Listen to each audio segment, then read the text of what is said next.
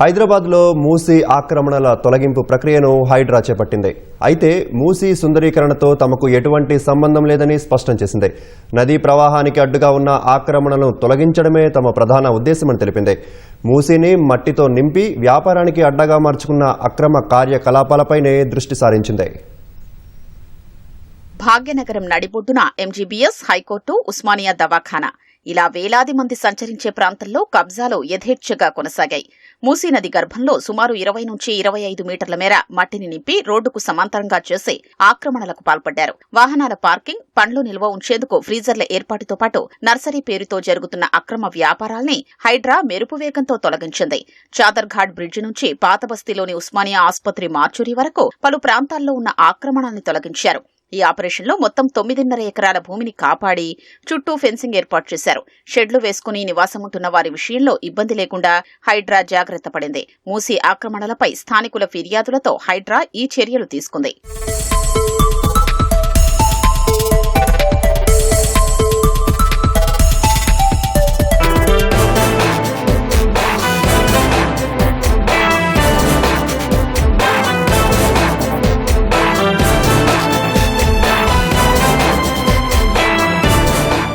ఈ ఆక్రమణంలో కొందరు వ్యక్తులు కోర్టు ఆదేశాన్ని సైతం లెక్క చేయకుండా కబ్జాలు కొనసాగించారు. తికారం సింగ్ 3 ఎకరాలు, పూనం చాంద్ యాదవ్ ఎకరన్నర, జయకృష్ణ 5.5 ఎకరాల మేర ఆక్రమించినట్లు అధికారులు గుర్తించారు. వీరిపై గతంలోనే కోర్టు ధిక్కరణ కేసులు ఉన్నాయి.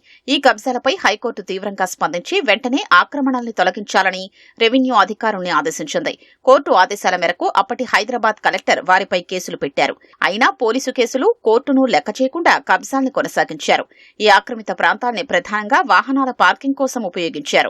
ఒక్కో వాహనానికి రోజుకు 300 వరకు వసూలు చేసి బస్సులు, లారీల పార్కింగ్ కోసం వినియోగిస్తున్నారని అధికారుల విచారణలో వెల్లడైంది. పండ్లు నిల్వ చేసే ఫ్రీజర్లు, నర్సరీలు, చిన్నపాటి కార్యాలయాలు సైతం ఇక్కడ నిర్మించారని గుర్తించారు. అసాంఘిక కార్యకలాపాలకు అడ్డాగా మార్చారని నిర్ధారించారు.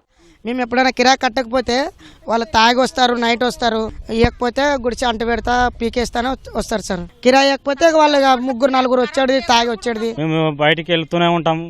మాది ఏదో మా పరిస్థితి బాగలేక మేము ఉంటున్నాం, కట్టేస్తున్నాం సార్.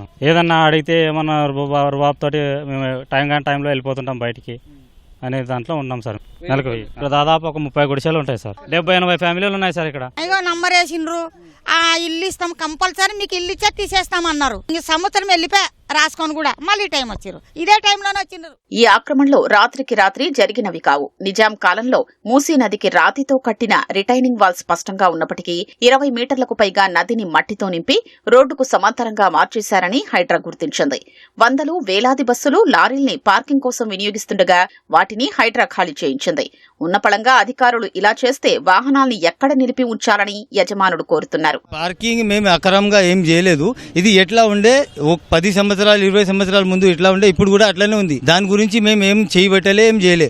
ఖాళీ ఏంటంటే జాగా ఉంది, గవర్నమెంట్తో పర్మిషన్ తీసుకొచ్చినాం, బండ్లు పెట్టినాం అంతే. 20 సంవత్సరాల నుంచి ఉన్నాం సార్ ఇక్కడనే. బండ్లు పెట్టుకుంటాము, కిరాయిలు వస్తే వెళ్ళిపోతాము. టెక్స్ 3 నెలలకు 60,000 టెక్స్ కట్టాలి. ఎక్కడికి వెళ్ళి కట్టాలి? ఇక మీరు బండ్లు తీసేస్తున్నారు, కరెక్ట్ ఎక్కడ పోవాలి, ఏం కథ మాది? పేదోళ్ళకి ఇట్లా సతాయిస్తే ఎట్లా సార్? నోర్ పార్కింగ్ ఒక పెద్ద బస్ కి 1600 ఛానల్ పెద్ద బస్సులు మేము తీసి ఎక్కడ పెట్టాలి? అఫీషియల్స్ అర్థం చేస్తే లేదు మా సమస్య. మూసీ పరివాహక ప్రాంత ఆక్రమణల్ని తొలగించిన హైడ్రా చర్యల్ని స్థానికులు అభినందించారు.